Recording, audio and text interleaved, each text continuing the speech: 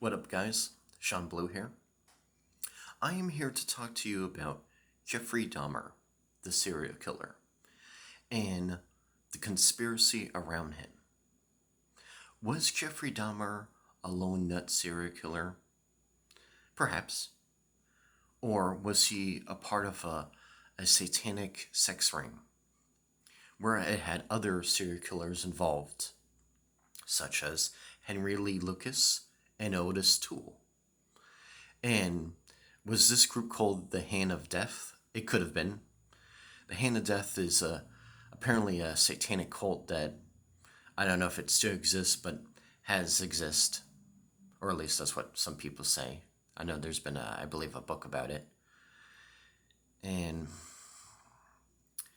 apparently Jeffrey Dahmer was a part of this satanic sex ring, where it had to do with prostitution and killing people for Satan, or for, I don't know exactly all the reasons why they did this stuff. But, okay. There's this one black Republican named Larry King, Lawrence E. King. And he went to prison for, I think he went to prison for stealing some type of money, like money laundering or something like that back in the 80s. But, he was also involved with the Franklin cover-up, and that had to do with boy prostitution out of Boys Town, Nebraska.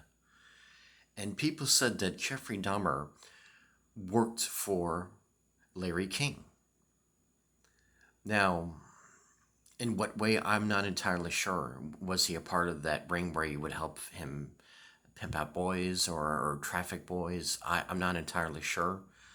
But those are some weird theories about Jeffrey Dahmer, that he wasn't working alone.